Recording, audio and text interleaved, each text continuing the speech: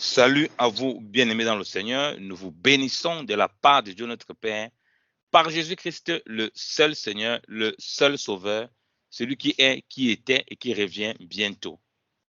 Tunawasalimu ndugu wapendwa katika Bwana kwa njia ya Yesu Kristo aliye Bwana mmoja na Mwokozi mmoja, yeye aliyekuwapo na anayerudi karibuni. Bienvenue encore à votre émission spéciale Retour à la parole, retour au Seigneur Jésus-Christ. Karibu tena kwenye kipindi kipendelevu chetu, kurudi katika neno la Mungu na kurudi kwa Yesu Kristo. C'est vos frères, les esclaves inutiles de Christ, le pasteur Petro et le bien-aimé Yannick. Ni ndugu zenu tena watumishi wa Mungu, Yannick, Stéphane na frère Petro. Nous voulons encore nous entretenir dans la parole du Seigneur. Tunda tena kushiriki pamoja katika neno la Mungu, pour nous encourager dans notre marche, bien-aimés dans le Seigneur. ili kupongezana tena katika mwendo wetu wapendwa katika Bwana. Parce que si on est mal enseigné, on raisonne mal. Kwa sababu kama mtu amefundishwa vibaya, anafikiria pia vibaya. Et Dieu dit par la bouche d'Osée, mon peuple périt par manque de connaissance. Na ndio maana Mungu akazungumzia kupitia kinywa cha Hosea kwamba taifa langu linapotea kwa kukosa kujua. Et Dieu précise que le peuple avait abandonné la loi de Dieu, donc avait abandonné ce qui lui permet de connaître Dieu. Na Mungu akaonesha kwamba ni watu walikuwa wamekataa kusikia na kupenda kujua mapenzi ya Mungu. Et c'est un problème que nous vivons dans l'église aussi. Na hiyo ndio shida ambayo tunaishi hata kwenye makanisa leo. Le manque de connaissance est dû au fait que les gens ne prennent pas eux-mêmes le temps de lire la parole. Kutokujua sana kwa wengi ni kwa sababu hata watu pia hawataki kuchukua nafasi ya kusoma neno la Mungu. Et d'écouter aussi des bons serviteurs qui vont leur donner la bonne nourriture convenable pour leur âme. Na kuwasikia pia watumishi wazuri wanao neno nzuri kwa ajili ya nafsi zao. Pour leur esprit et pour leur corps. Kwa ajili ya nafsi zao na kwa ajili ya miili zao. Et du coup, donc, les gens sont ballottés à tout vent des doctrines. Na kwa hiyo watu wanahangaika katika mafundisho mengi sana. Du coup, les gens ne comprennent pas les principes du Seigneur de façon fondamentale. Na kwa hiyo watu hawapati kuelewa mapenzi ya Mungu kulingana na misingi yake. Et comme on ne comprend pas ces choses, na kwa sababu watu hawaelewi mambo hayo, on commence à faire les choses selon la chair ou bien selon les traditions des hommes. Watu wanaanza kufanya vitu kama kwa kimwili ama katika sheria za wanadamu. Aujourd'hui, dans l'église, il y a les gens, dans les églises, il y a beaucoup d'activisme. C'est-à-dire que les gens font beaucoup d'activités. Leo katika makanisa mengi watu wanafanya mambo mingi sana.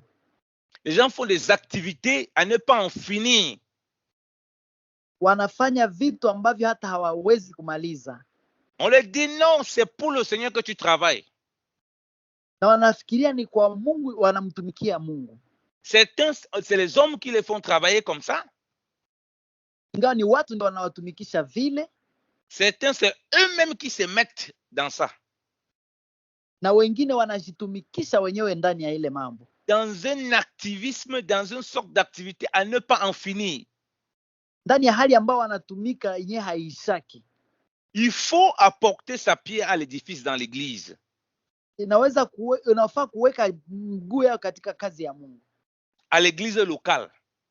Ndani ya kanisa la mahali. On est tous d'accord là, il faut apporter sa partition, il ne faut pas rester les bras croisés. Ni kweli katika kanisa la mahali haifai kupachika mikono. Il faut demander aux responsables, qu'est-ce que je peux faire pour l'avancement du royaume? Ni vizuri kuuliza hata mchungaji kwamba anaweza kufanya nini ili kuendeleza ufalme. Il faut s'intéresser aux activités de l'église pour faire plein de choses. Na kushughulika kwa mambo ya kanisa ili kufanya mambo mengi ya ibada.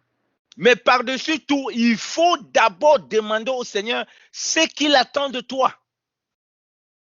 Lakini sana ni vizuri kuuliza Mungu kile ambacho anangoja kwako. Parce que beaucoup de gens font des choses parce qu'ils disent c'est le pasteur qui m'a dit de faire. Maana watu wengi wanafanya mambo mingi kwa sababu wanasema ni mchungaji alisema nifanye. Du coup, lorsqu'ils ont des problèmes, ils n'ont pas de responsabilité. Ah, c'est pas moi qui ai décidé de faire. Comme Adam dit, ce n'est pas moi qui ai mangé vraiment le fruit là. Seigneur, c'est la femme que tu m'as donnée là, tu as mis à mes côtés. Na wakati wanapokuwa na shida yote wanafanya kama Adamu kusema pana ni hawa ndio ulimweka karibu na mimi. On voit des gens épuisés physiquement. Na unawapata wamechoka kabisa kimwili. On voit des chrétiens qui vivent dans la dépression tellement ils sont accablés sous le poids de beaucoup d'activités dans les églises et en dehors. Unapata Wakristo wamechoka sana katika hali ya kutumika nje na ndani ya kanisa. Tout ça sous le prétexte qu'ils sont en train de faire l'œuvre du Seigneur. Ils font beaucoup de sacrifices. Ile yote wakifikiria kwamba wanafanya kazi ya Mungu na wanafanya matoleo mengi sana. Et le pasteur lui dit, ah mon fils, ah ma soeur, tu es bénie ma fille, tu es en train de te sacrifier pour le Seigneur. Na mchungaji anasema, mwanangu, mtoto wangu, uko nafanya kazi nzuri, umebarikiwa kwa ajili ya kutumikia Mungu. Et lui, quand il te parle comme ça, il ne fait pas le même sacrifice que toi.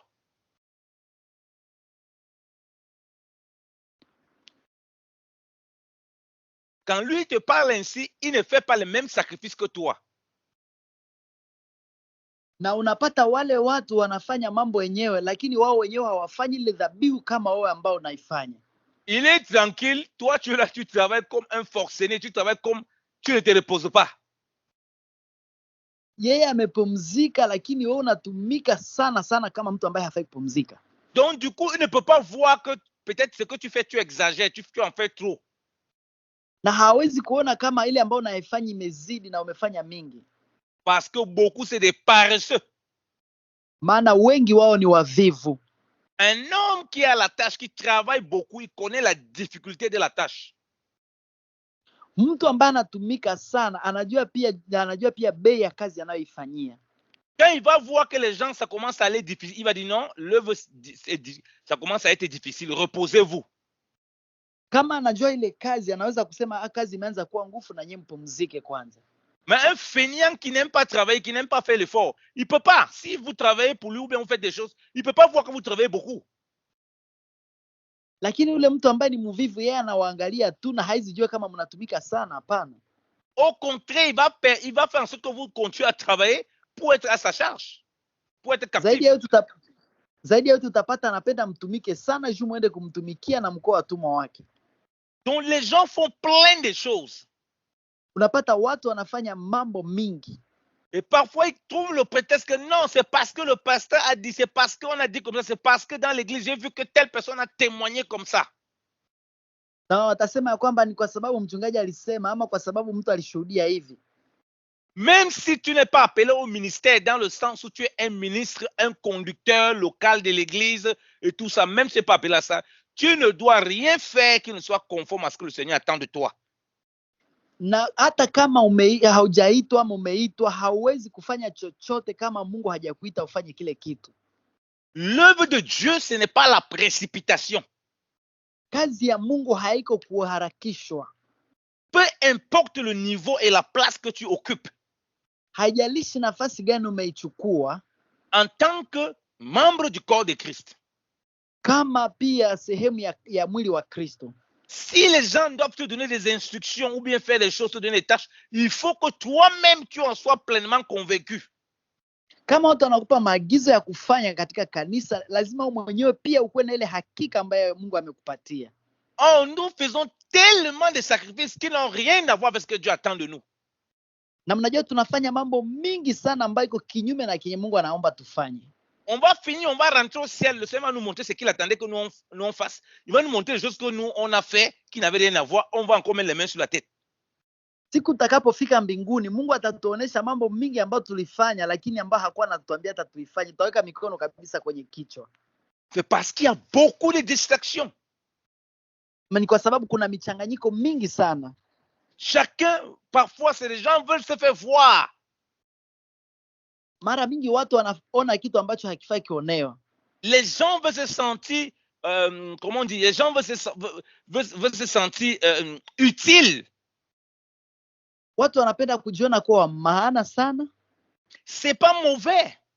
Haiko vibaya. Mais la brebis, quand on la prend, elle doit subir le même fonctionnement que le Seigneur a fait avec les disciples. Inafaa kondoo ipate kufanya kazi gisi mwanafunzi anafanya. Il les a donné les responsabilités au fur et à mesure. Aliwapatia majukumu baada ya nyingine. Il les a récupérés. Aliwakamata. Ensuite, il marchait avec eux. na akatembea pamoja nao baadaye, Il les enseignait. na akawafundisha, Il les envoyait faire des commissions. na akawapeleka kufanya makazi, Ensuite, il les a envoyés maintenant prêcher. na baadaye akawatuma waende kuhubiri. Donc, ils ont d'abord été au pied du Seigneur à l'écoute Kwanza walikuwa kwenye miguu ya Mungu kumsikiliza, pour faire exactement ce qu'il voulait. ili waweze kwenda fanya kile ambacho kweli anataka. Tous les disciples, personne n'a jamais rien fait que le Seigneur a demandé qu'il ne fasse pas quand il marchait avec le Seigneur. Mitume wote hawakufanya kitu ambacho Mungu Yesu Kristo hakuwaambia.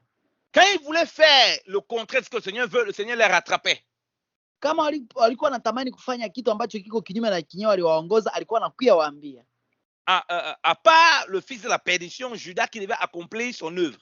Kinyume na ule mwana wa upotevu Yuda ambaye alifanyitimiza ndani yake mwito wake. Personne ne faisait les choses parce que ça lui venait dans la tête. Oh, vraiment, j'ai tellement envie, Seigneur, vraiment, j'ai tellement envie de faire les choses. Faisons-le, tu es trop puissant.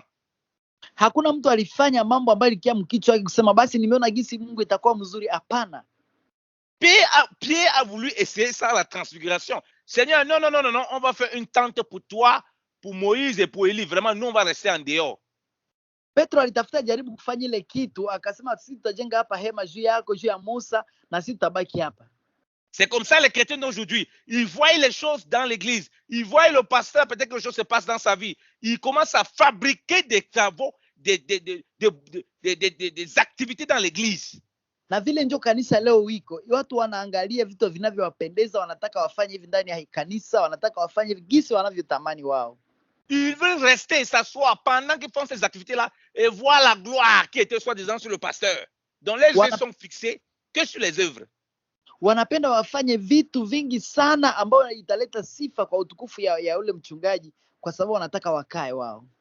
Parce que Pierre n'avait pas compris que cette gloire qu'ils voyaient sur le Seigneur, c'est cette gloire qui devait reposer sur eux par le Saint-Esprit. Maana Petro hakuelewa kwamba ile utukufu aliona Mungu, aliona kwa Yesu Kristo, ilikuwa utukufu ambao Mungu anapenda waletee wao kupitia Roho Mtakatifu. N'ayant pas la révélation là, il voulait commencer à fabriquer les tentes, faire d'autres choses. Alipokuwa hana hiyo ufunuo, akapenda anze kutengeneza mambo ya kimwili wa kujenga mahema. Voilà pourquoi vous voyez les chrétiens, ils sont là, soi-disant c'est quelqu'un appelé, ils prennent tout l'argent, ils construisent la maison pour le soi-disant prophète Élie. Ils construisent la maison pour le soi-disant prophète Moïse. Voilà exactement ce que Pierre voulait faire et ce que les chrétiens aujourd'hui font. Na ndio utapata Wakristo wengi wale wanafanya vile vile kama Petro, wakitamani kufanya pia maujenzi vile, gisi wanasema tukifanya hivi kama tunamjengea Elia ama wanamjengea Musa. Ce n'est pas conduit par le Saint-Esprit la majorité des cas. Na utapata mambo mengi hayaongozewi kabisa na Roho Mtakatifu. Ils ont vu la gloire qui est soi-disant sur la personne. Parfois, les imposteurs avaient une fausse gloire.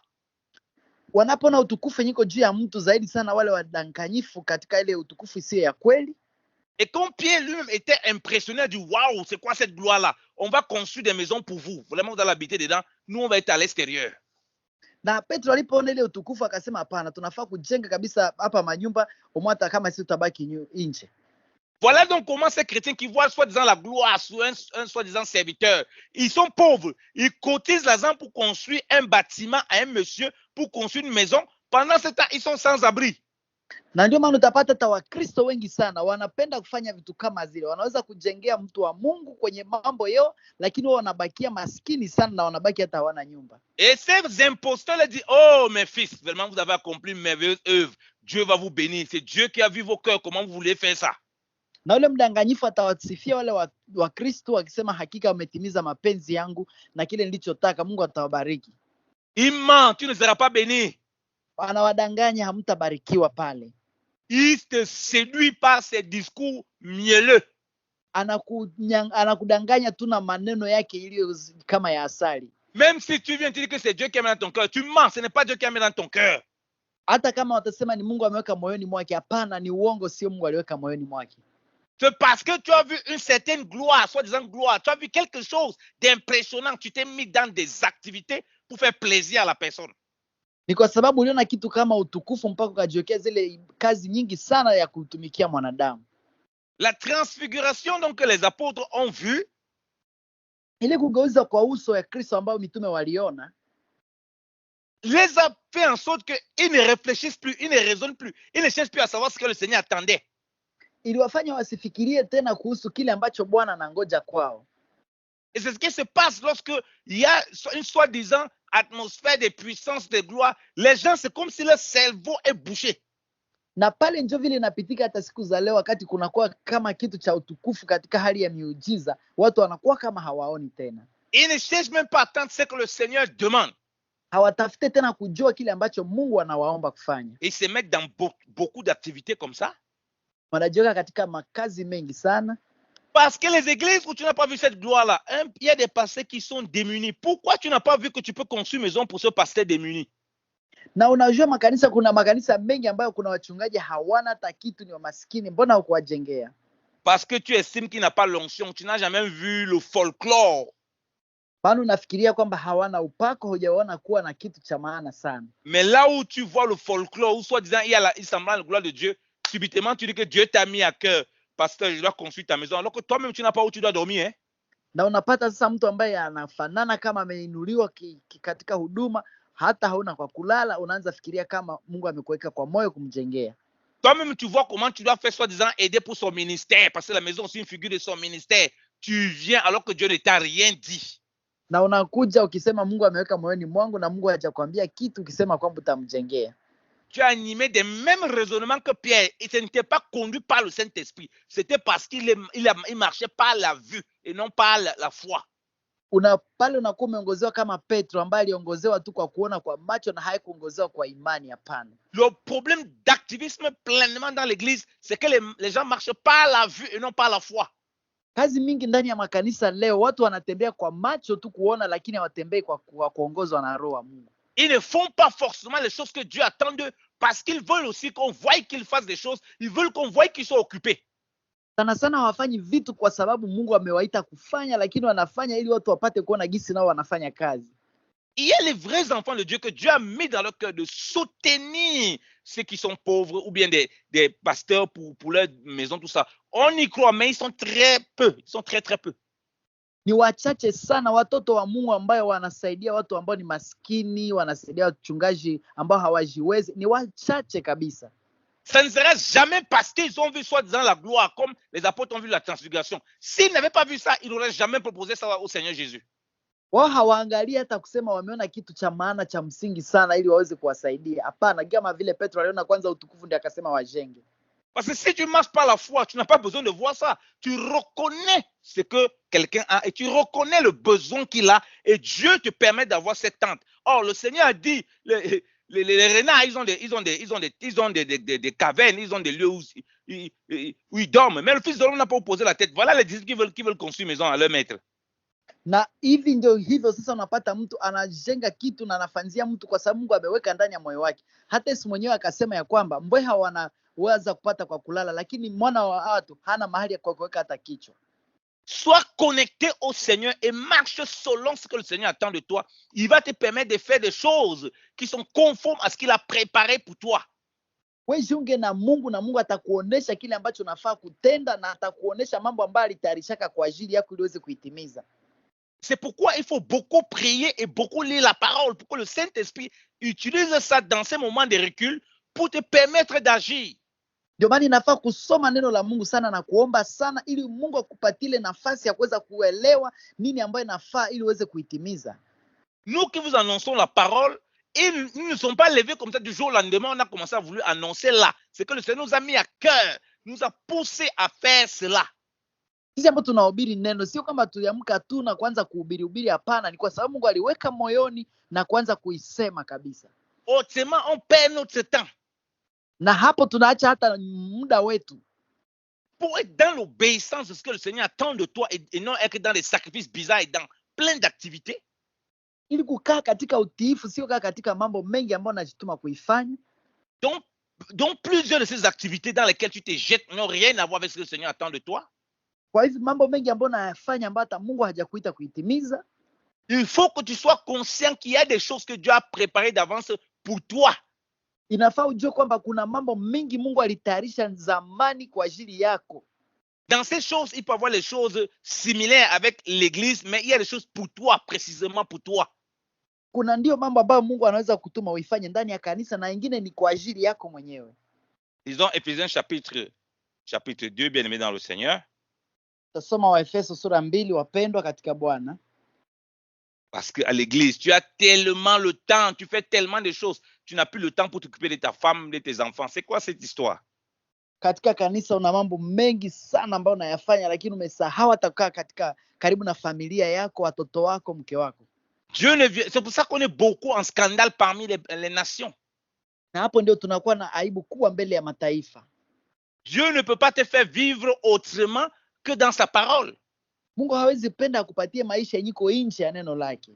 S'il a déposé des choses que tu dois faire, mais il ne peut pas faire en sorte que tu méprises ta propre famille. Kama aliweka mambo ambayo unaweza kuyafanya, lakini hawezi fanya udharau mpaka familia yako. Tu n'as pas le temps pour tes enfants, pour ta femme, pour ton mari. Mais tu dis que Dieu t'a appelé. Dieu t'a appelé à faire quoi? Hauna muda hata na watoto yako na mume wako na mke wako. Sasa unasema Mungu amekuita kufanya nini? Mais regarde Abraham, Dieu lui a parlé à lui seul. Pourquoi il soit avec sa femme? Dieu a dit que ça, il faut dire que non. Dieu m'a dit à moi, je te laisse ma femme. Je ne sors pas avec toi. Lakini angalia Mungu vile alivyoita Abraham. Akasema Abrahamu enda, lakini Abrahamu akaenda na mke wake. Unaona vile alifanya? Mais il comprenait les voies de Dieu, il comprenait que sa femme fait partie de l'œuvre à laquelle il est appelé. Alijua kwamba mwanamke wake anakuwa pia sehemu ya kazi ambayo Mungu alimuitia. Nous faisons, il y a beaucoup, vous allez voir tout le monde. Ah, j'ai à cœur de prêcher, j'ai à cœur de faire, j'ai à cœur de ça. Mais quand tu grattes, tu regardes à l'intérieur, tu vois que beaucoup là, ils sont animés par un zèle amer, et c'est de l'activisme, en fait, c'est des sacrifices, mais c'est pas vraiment l'obéissance. Utapata watu wengi wanasema mimi nasikia Mungu ameniambia hivi, Mungu ameniweka hivi kwa moyo, Mungu ametaka nifanye hivi. Utapata ile tu ni kazi wanaifanya, lakini ukweli haiko matunda ya utiifu. Et ça prend du temps pour connaître les choses de façon spécifique à laquelle Dieu nous appelle. Na inachukua muda ili uweze kuelewa kile ambacho Mungu anataka ukifanye. Ce n'est pas les choses il y a des choses qui sont simples qu'on voit. Kuna mambo ambayo ni ya kawaida kuiona, qu'on peut pratiquer tous. Na ambayo tunaweza kuitimiza sisi wote. Mais il y a d'autres choses qui sont plus difficiles, qui demandent un énorme investissement. Na kuna mambo mengi ambayo ni magumu sana ambayo inahitaji kabisa kujitoa kwa nguvu sana. Donc si on n'est pas éclairé là-dessus, on risque de faire d'autres choses.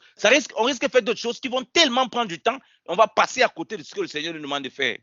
Na kama hujaangaziwa kuhusu hiyo mambo, unaweza kufanya mambo mengi ambayo iko kinyume na gisi Mungu anataka ufanye. Je rappelle encore le processus. 1, au pied du Seigneur, comme les disciples étaient au pied du Seigneur. Na wakumbusha tena kwanza wanafunzi walikuwa kwenye miguu ya Bwana. 2, écouter le Seigneur et être instruit et grandir avec lui dans ce qu'il attend de nous. Cha pili, walisikiliza Mungu wakitaka wapate kuelewa kile ambacho anataka kwao. Pendant ce temps, il nous donne des petites tâches à faire. Na pamoja na hiyo akawapatia kazi kidogo kidogo ya kufanya. Et comme dans l'église, on peut faire des petites tâches qu'on nous donne qui ne sont pas des choses extraordinaires. Gisi hata ndani ya ibada unaweza kufanya mambo ambayo si ya kabambi sana. Ensuite, il envoie les disciples d'aller annoncer l'évangile. Ça, c'est pour les ministres. Na mara ya tatu akatuma sasa mitume wake kwenda hubiri habari njema kama wahudumu. Ensuite, toi en tant qu'enfant de Dieu, donc, il peut te donner certaines responsabilités précises dans ta vie de tous les jours. Na ndio maana kama wewe mtoto wa Mungu pia unaweza kupewa majukumu na Mungu kama kazi yako ya kila siku. Lisons Éphésiens chapitre 2 à partir du verset 8. Waefeso sura 2 kuanzia mstari wa 8. Il est écrit, car c'est par la grâce que vous êtes sauvés, par le moyen de la foi. Et cela ne vient pas de vous, c'est le don de Dieu. Ce n'est point par les œuvres, afin que personne ne se glorifie. Anasema mstari wa 8, kwa maana mmeokolewa kwa neema, kwa njia ya imani, ambayo hiyo haitokani na nafsi zenu, ni kipawa cha Mungu, wala si kwa matendo, mtu awaye yote asije akajisifu. Car nous sommes son ouvrage ayant été créé en Jésus-Christ pour de bonnes œuvres que Dieu a préparées d'avance afin que nous les pratiquions. Maana sisi ni kazi yake, tuliumbwa katika Kristo, tutende matendo mema ambayo tokea zamani Mungu aliyatengeneza ili tuitende nayo umoja katika Kristo. Bien aimé, vous voyez que quand on dit qu'on est sauvé, on est sauvé par la foi. Wapendwa, tunaona Biblia inasema tunaokolewa kwa imani. Et maintenant, nous marchons par la foi. Na tunatembea kwa imani. Par l'Esprit de Dieu. Kwa njia ya Roho Mtakatifu wa Mungu. Pour faire lesquelles œuvres? Ili tufanye kazi gani? Les bonnes œuvres que Dieu a préparées d'avance, il ne va pas préparer maintenant. Il a déjà préparé depuis bien longtemps. Anasema ili tufanye matendo mema ambayo Mungu alitayarisha zamani, afin que nous les pratiquons. ili tuweze kuyatenda. Donc, il n'a pas seulement préparé les bonnes œuvres comme ça au hasard. Hakutayarisha tu matendo mema hivi kwa bure, hapana. Il veut que nous les pratiquons. Anataka ile aliyotayarisha tuitimize. Donc, par la foi, on rentre donc dans une dimension où il y a des choses que Dieu a préparées d'avance et son but, c'est que ce qu'il a préparé d'avance, on puisse les pratiquer. Kwa hivyo katika imani tunaingia katika ile matendo ambayo Mungu alitayarisha tangu zamani katika lengo ya kutamani tuitimize. Lorsque vous êtes invité dans une maison, lorsque vous êtes invité dans une maison, wakati umealikwa katika nyumba fulani, on a préparé d'avance ce que vous allez manger là-bas. Wanakutayarishia kwanza chakula ambacho utaenda kula pale. Ce n'est pas vous qui venez qui dites non, moi j'ai envie de manger ça, je vais manger ça, je vais manger ça. Vous n'êtes pas au restaurant. Haiko wewe utakia sema hapana, nataka mimi nikule hivi na hivi na hivi na hivi. Hapana, hauko kwenye restaurant. C'est la personne qui vous a invité qui vous fait manger ce que lui l'a préparé d'avance. Ni aliyekualika ndio mwenyewe atakutayarishia, alikutayarishia chakula ambacho kwanza utakula. Donc vous ne pouvez pas venir dire là-bas, écoute, vraiment, moi je mange pas ça, je mange pas. D'abord on va voir que vous êtes impoli. Wewe mwaliko hawezi sema ya kwamba mimi sitaki hii, nataka kula kwanza hivi na hivi na hivi. Wataona kama hauna adabu. C'est malheureusement alors comment nous sommes impolis comme ça dans la maison du Seigneur. Na mara mingi tunakosa heshima hata katika nyumba ya Mungu. Quelqu'un nous a sauvés, nous a fait rentrer dans sa maison. Mtu alituokoa na akatuingiza ndani ya nyumba yake. Il y a d'autres personnes qui nous prennent pour nous faire beaucoup d'œuvres qui n'ont rien à voir avec ce que lui a préparé d'avance. Lakini mtu mwingine anakuja anakia tuingiza mambo mengine ambayo haiko mtu mwenyewe alitutayarisha, anakia tukulisha. Nous ne connaissons même pas ce qu'il a préparé d'avance. Hatujui hata kama alitutayarishia nini mwanzoni. Puisque on va à tout prix nous donner des responsabilités très vite. Maana tunapewa majukumu mengi ambayo sio ya ule ambaye alitualika. Dans le but de nous faire rester dans l'église et ne pas fuir. Ndani ya kiwango cha kutuweka tu ndani ya ile dini ili tusitoke ndani. Parce que lorsqu'on donne une responsabilité à quelqu'un, on le tient. Maana ukipatia mtu majukumu ni kama kumweka karibu nawe. À cause de la responsabilité, il ne veut pas partir. Ah bon, s'il y a un problème, ah bon, je vais rester quand même comme responsabilité. Ça, c'est de la séduction. Na kwa sababu ya majukumu anaona haeziweza kuenda. Hiyo ni kuchanganikiwa. Les conducteurs doivent être convaincus que Dieu veut que la personne là fasse cette œuvre. Na kama wachungaji wanafaa kuelewa ya kwamba watu wote wanafaa kufanya kazi ya Mungu. Et la personne elle-même doit être convaincue. C'est ce que le Seigneur attend d'elle parce qu'il a préparé cette avance pour qu'elle puisse le pratiquer. Na ule mtu wa Mungu anafaa kuelewa ya kwamba Mungu alimuita ili afanye kazi ambayo Mungu alitayarisha mara ya mwanzoni ili atimize. Quand nous ne pratiquons pas ainsi, kama hatutende vile, ce que Dieu a préparé d'avance, on ne marche plus par la foi. Ile ambayo Mungu alitayarisha mwanzoni, manake hatutembei kwa imani. On marche par la vue. Tunatembea kwa kuona. Certains disent non, parce que j'ai la capacité de faire telle chose, parce que j'ai étudié. C'est pas comme ça. Wengine wanasema hapana, ninaweza kufanya kitu kwa sababu mimi nilisoma. Hapana, haiko hivi. Tu peux même avoir été étudié dans l'assemblée. Il y a une responsabilité que tu penses que tu peux le faire, mais Dieu choisit quelqu'un d'autre, que ce n'est pas toi qui es étudié pour faire ça. Unaweza fikiria kwamba Mungu amekuita kwa sababu ulishasomea ile kitu, lakini Mungu anaweza chagua mwingine na ulishaisomea. L'église c'est pas le monde. Maana kanisa haiko dunia. Puisqu'il a préparé d'avance, s'il prépare d'avance, c'est pas toi qui vas venir dire non, écoute, vraiment moi je connais telle chose, c'est ça que moi il doit faire, ça se passe pas comme ça. Kwa sababu inasema Mungu anatarishaka kwanza, mwanzo alitarishaka zamani. Haiko juu takia sema wenyewe vitafanywa sasa, maana bishatarishwa zamani. Quand Dieu vient voir Gédéon, il dit va en guerrier. Gédéon lui dit que non, on est une petite famille. C'est Dieu qui dit qu'il va en guerrier. Lui-même il ne croit pas à ça. Wakati Mungu alikutana na Gideoni akamwambia wewe ni mtu hodari na shujaa. Gideoni akakataa akasema hapana. Haiko Gideoni alijua. C'est Dieu qui qualifie. Ni Mungu ndio mwenyewe anapatia kama mtu kibali. Pareil, quand il vient pas Moïse, Moïse dit qu'il ne sait pas parler. Dieu dit que c'est toi que moi j'utilise. Hata Musa, tu vas savoir parler. Hata Musa Mungu akasema utasema. Musa akasema sitaweza, Mungu akasema hapana utaweza. Donc il y a des bonnes œuvres qu'il a préparées d'avance pour nous. Kwa hivyo kuna matendo mema mengi ambayo Mungu alitayarisha mwanzoni kwa ajili yetu. Et comme on se fait par la foi, il veut qu'on marche par la foi et c'est ça qui est difficile pour nous. Na kwa sababu inafaa kuitimiza kwa imani, inafaa tutembee kwa imani kile ambacho tunayo ngumu kwetu. Nous pouvons vous affirmer qu'il y a des choses dans la foi qu'on a fait. Il a fallu 5 ans que le Seigneur nous dit clairement, pendant 5 ans tu pries, tu n'as pas de réponse jusqu'à ce que le Seigneur te montre que voici comment il faut faire, voici ce qu'il faut faire. Nawaambia tunaweza kufanya miaka 5 ambao unaweza unapenda ufanye kitu, lakini kwa sababu yapata mwelekeo, sasa Mungu anakia kuonesha baada ya miaka 5. Et ça, nous n'avons pas la patience. Na kwa hiyo tunakosa kwanza uvumilivu. On dit non. On veut à tout prix faire beaucoup d'activités. Unasema hapana, mimi nataka kufanya mambo mengi. On tombe donc dans le piège de Saül. Na pale mtu anaanguka katika mtego wa Sauli. Lui, le voilà que Dieu a envoyé, Dieu a envoyé pour faire une œuvre. Angalia Sauli, Mungu alimtuma aende fanya kazi. Au lieu de faire ce que Dieu lui a demandé de faire, kuliko afanye kile Mungu amemuita kufanya, il a fait à sa façon. Akaifanya kulingana na yeye. C'est parce qu'il n'avait pas compris quand Dieu l'a appelé. Ni kwa sababu hakuelewa gisi Mungu amemuita.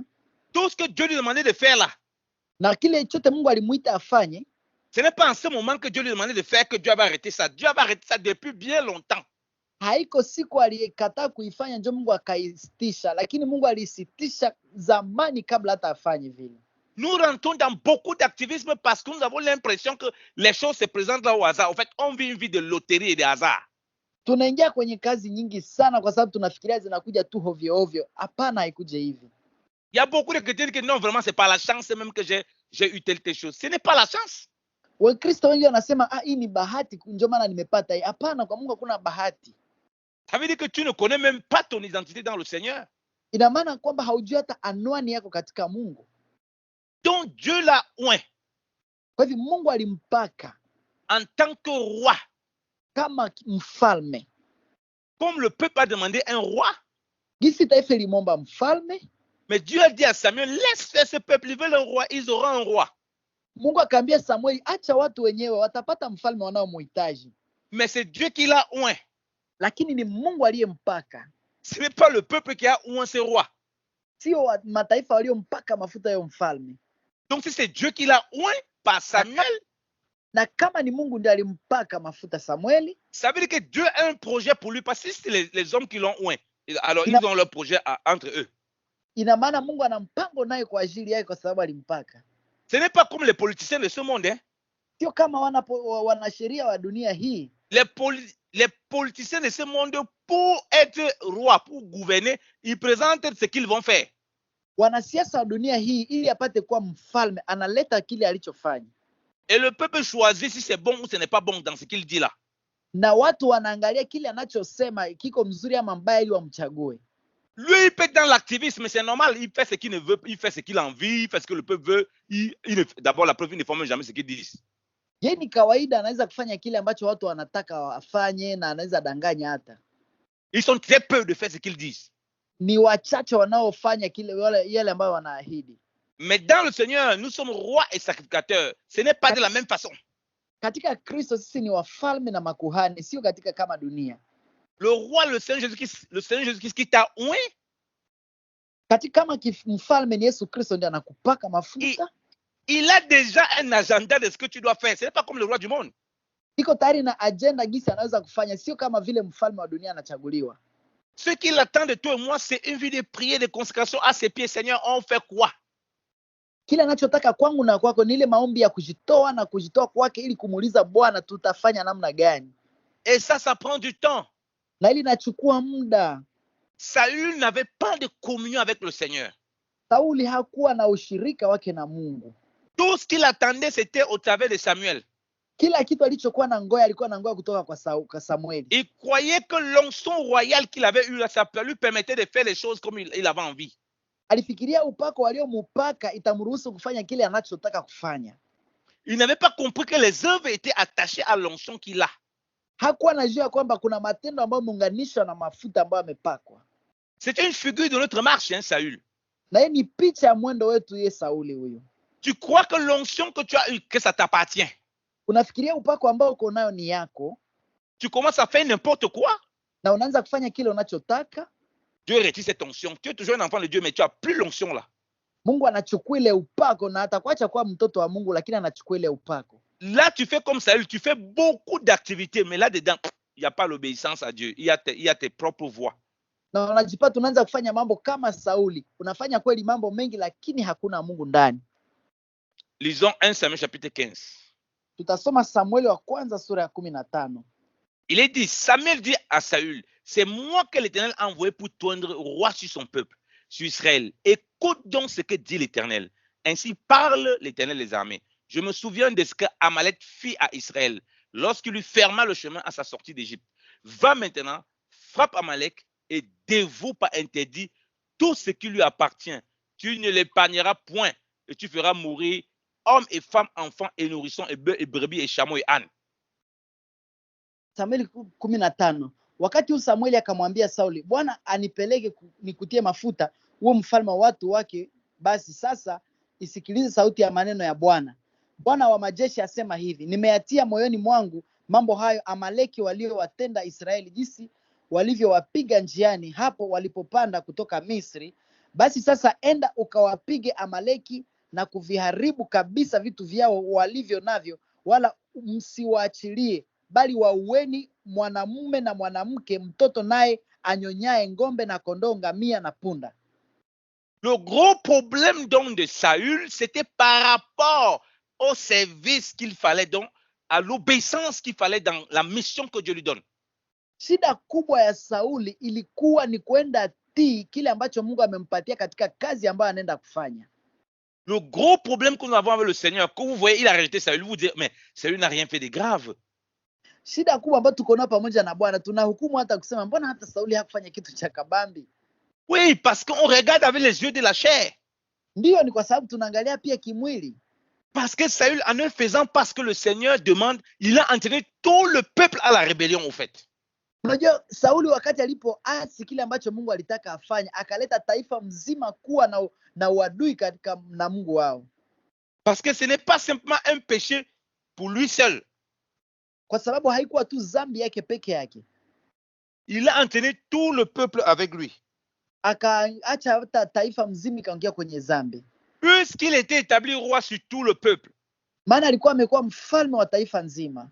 Puisqu'il allait avec tout le peuple pour vouer Amalek à l'interdit. Kwa sababu aliacha taifa ya Amaleki waweze kuwatupa nje. Selon la parole de l'Éternel et tout ce que l'Éternel avait dit. Sawa sana neno la Mungu na gisi Mungu alivyosema. Il est arrivé là-bas. Na alifika pale.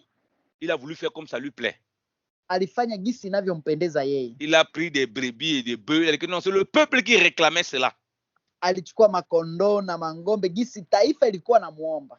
Et c'est ça aujourd'hui que les gens aiment dans l'église. On dit c'est le peuple qui réclame. Donc les gens disent non, c'est le peuple qui réclame le pasteur. Ce n'est pas Dieu qui le réclame. Hein. Comme le peuple le réclame, ce n'est pas Dieu.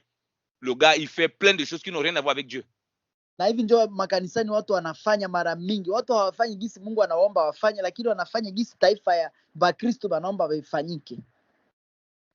Or, pourtant l'Écriture dit, mais Saül, le verset 9, Saül est le peuple épargné à Gad, et les meilleures brebis, les meilleurs bœufs, les meilleures bêtes de la seconde portée, les agneaux gras, et tout ce qui avait de bon, il ne voulut pas le dévouer par interdit, et il dévouait seulement tout ce qui était méprisable et chétif.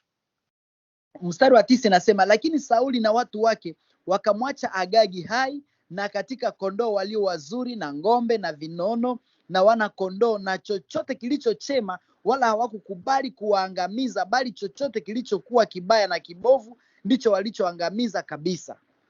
Donc vous voyez qu'il était de connivence avec le peuple. Comme on voit beaucoup des serviteurs de Dieu qui sont de connivence avec le peuple pour ne pas faire ce que Dieu demande de faire. Unaona Sauli hapa alikuwa sana na kibali mbele ya taifa ili kufanya mapenzi ya taifa, sio mapenzi ya Mungu. Cette partie d'activité qu'il faisait dans l'œuvre n'était pas prévue. Dieu n'a pas demandé de faire ça, mais il faisait quand même. Ça avait l'air agréable. Kwa hivyo ile nafasi ya kazi ambayo alifanya ndani ya ile kazi ya Mungu ilikuwa haiko ndani ya Mungu yenye Mungu aliongoza afanye, na njoo pale akakosea. Garder les brebis, faire les choses qui sont bonnes, ça l'est agréable, mais Dieu a dit non, il faut tout vouer. Yeye akachunga kondoo zingine asiue, lakini Mungu anashamwambia wewe ua zote. Comme toi et moi, Dieu dit de nous séparer de ce qui nous retient avec les Amalécites dans notre vie, qui nous éloigne du Seigneur. Moi, on dit non, on va caresser ça et faire beaucoup de choses. Et on est désagréable au Seigneur. Na kama mimi nao mara mingi sana unapata Mungu anatuomba sana tuachane na vitu mingi sana vyenye vitaacha tusitembee mzuri, lakini tunasema hapana, hizi ndio zinatufaa kwetu, na mara mingi tunamkosea yeye. Donc, on voit que les Amalécites, c'est la vie de la chair qui doit être détruite. Tunaona hapa kama Waamaleki ni kama maisha ya kimwili ambayo yanaweza kutuharibu. la vie des activités où nous pouvons tolérer certaines choses alors que Dieu ne veut pas qu'on tolère. Dieu dit il faut tout couper. Il faut détruire totalement Amalek, le vieil homme. Ce qui m'empêche d'avancer dans la terre promise. Maisha ile ambayo tunaishi mara nyingi sana inakuwa mambo ambayo Mungu hataki tuyaishi, lakini sisi tunaunganisha nayo na tunaanza kuharibiwa. Ile Mungu anataka tukushe ya kimwili. Mais ils ont continué à faire, ils ont gardé ce qui semblait être agréable. Lakini wakaweka sana vitu ambavyo waliona kwao vinawapendeza. C'est tellement grave aux yeux de Dieu. Na hiyo ndio shida kubwa mbele ya Mungu. Il a perdu sa royauté. Akapoteza ufalme wake.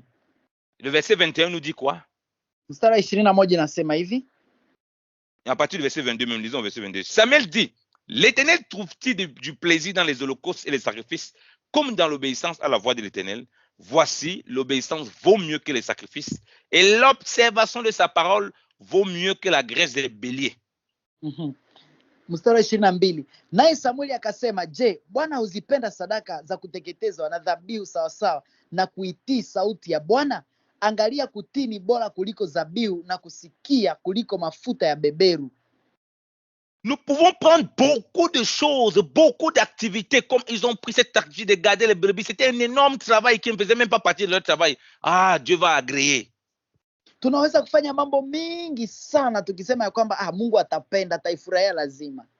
On a des boucs et des brebis, des bonnes choses qu'on va apporter vers le Seigneur. Dieu dit non, ce n'est pas ça que je veux. Tunakuja na mambo mingi, kondoo na mambuzi za kupendeza, lakini Mungu anasema sitaki hizi. Au contraire, j'ai dit que je ne veux pas que tu fasses ça. Laisse. Kinyume na hiyo amesema sitaki ufanye ile, acha. Parce qu'il dit que l'obéissance vaut mieux que les sacrifices. Maana anasema kutii ni vyema kuliko kutoa sadaka.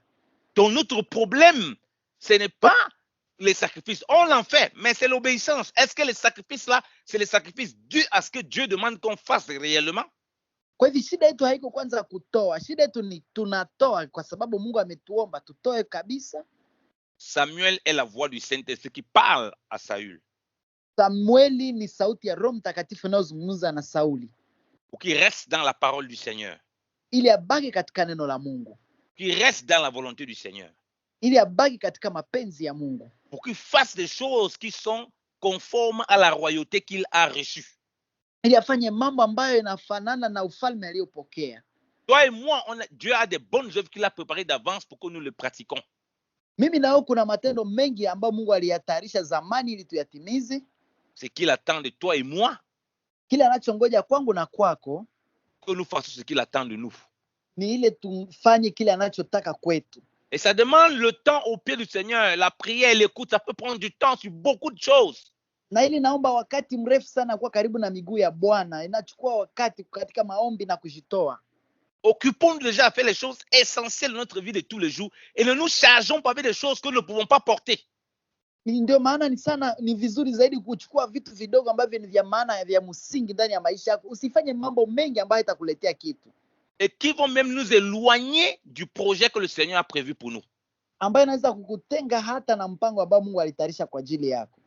Tu ne savais pas, je te rappelle encore aujourd'hui, Dieu a préparé des bonnes œuvres dans lesquelles il veut que tu pratiques.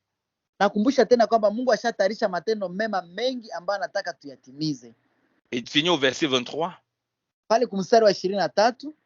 Car la désobéissance est aussi coupable que la divination. Et la résistance, c'est-à-dire la rébellion, n'est pas moins que l'idolâtrie et les téraphimes. Puisque tu as rejeté la parole de l'Éternel, il te rejette aussi comme roi. Kwani kuasi ni kama dhambi la uchawi, na ukaidi ni kama ukafiri na vinyago. Kwa kuwa umelikataa neno la Bwana, yeye naye amekukataa wewe usiwe mfalme. Vous voyez qu'on dit bien que puisqu'il a rejeté la parole de l'Éternel, il était rejeté comme roi, pas comme enfant d'Israël. Mnaona ya kwamba wanasema hata kwa sababu ameacha neno la Mungu amekataliwa pia asiwe mfalme. Quand on est énormément dans l'activisme, Dieu lui-même, il va nous laisser, il va choisir quelqu'un d'autre pour faire le travail, puisque nous, on ne veut pas faire ce qu'il demande. Maana tuko katika matendo mengi sana, hatutaki kufanya kile Mungu anaomba tufanye, anaweza chagua mtu mwingine akatukataa sisi. Obéissons à la voix du Seigneur et faisons ce que le Seigneur attend de nous. Tutii sauti ya Bwana na kufanya kile ambacho Mungu anangoja kwetu. Ne sommes ni pressés. Tusiwe na haraka sana. Par nous-mêmes, ni pressés par n'importe qui. tusiwe na haraka ya kujiharakisha wenyewe ama tusiharakishwe na mtu yoyote. N'acceptons aucune charge qui nous empêche de pouvoir vivre notre vie de famille, vivre notre harmonie avec le Seigneur, vivre la parole de Dieu dans sa simplicité. Jamais. Usikubali kitu chochote, majukumu yote ambayo itakuzuia kufanya kazi zako na familia yako, kazi na watoto wako, usikubali kabisa. Ce sera de l'esclavage. Itakuwa ni utumwa. Que le Seigneur nous bénisse abondamment au nom de Jésus-Christ. Amen. Mungu atubariki sana katika jina la Yesu Kristo. Amen. Basi wapendwa katika Bwana, tunafurahi kwa nafasi hii ambayo tumepewa neno la Mungu ambalo linatujenga na kutubariki sana. Hivi tunaweza kuwa na neno la swali unauliza, tunaweza kupiga simu kwa namba ifuatayo 09 74 76 10 29 09 74 76 10 29. Mungu awabariki sana. Somo hizi zinabariki watu wengi hata kwa nchi ya Tanzania, Kenya. Kama uko na WhatsApp unaweza kupiga kwa namba ya Kenya +254 07 06 20 11 94 0706 20 11 94. Ile ni namba ya WhatsApp na Mungu awabariki sana. Amen. Amen.